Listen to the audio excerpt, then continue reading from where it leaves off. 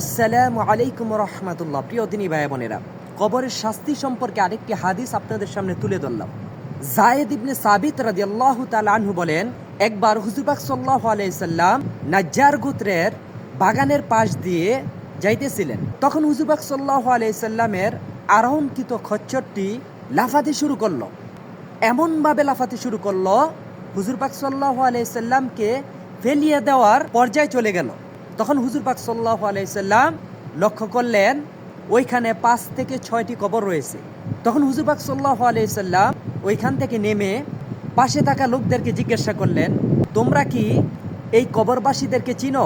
তখন এক লোক উঠে বলল, আমি চিনি। তখন হুজুর পাক সাল্লাল্লাহু আলাইহি সাল্লাম বললেন, তারা কখন মারা গেছে? তখন ওই ব্যক্তি বলল, এই লোকটি মুশরিক অবস্থায় মারা গেছে। তখন হুজুর পাক সাল্লাল্লাহু আলাইহি সাল্লাম বলেন, নিশ্চয় কবর মানুষকে কঠিন পরীক্ষায় ফেলে এবং কঠিন শাস্তি দেয়।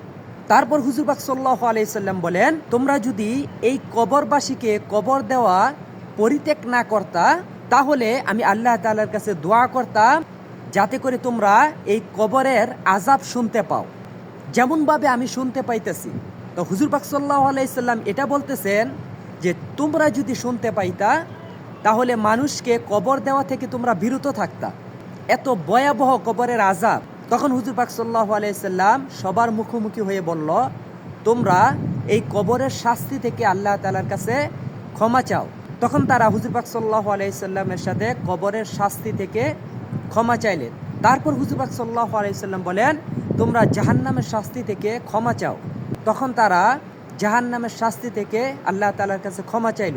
তারপর হুজুর পাক সাল্লাল্লাহু আলাইহি সাল্লাম বলতেছেন, তোমরা গোপন এবং প্রকাশ্য ফিতনা থেকে আল্লাহ তাআলার কাছে ক্ষমা চাও। গোপন এবং প্রকাশ্য ফিতনা থেকে ক্ষমা চাইল।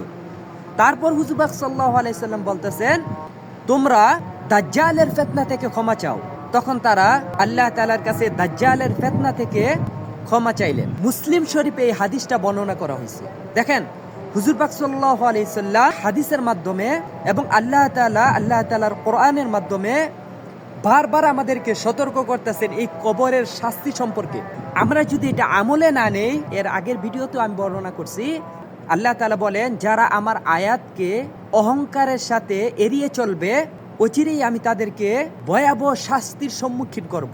পাক সাল্লাল্লাহু আলাইহি সাল্লাম আমাদেরকে বারবার সতর্ক করতেছেন, আমরা যদি সেটাকে অনুসরণ না করি, আমরা যদি মানার চেষ্টা না করি, তাহলে আমরা আল্লাহ তাআলার কাছে কি জবাব দেব? আল্লাহ তাআলা তো আমাদের জন্য সবকিছু পরিষ্কার করে দিয়েছেন। আল্লাহ তাআলা যুগে যুগে নবী রাসূল পাঠাইছেন এবং আখিরি নবী হযরত মুহাম্মদ সাল্লাল্লাহু আলাইহি সাল্লাম শ্রেষ্ঠ নবী আমাদের জন্য দান করেছেন, শ্রেষ্ঠ উম্মত বানিয়েছেন, শ্রেষ্ঠ কোরআন দান করেছেন।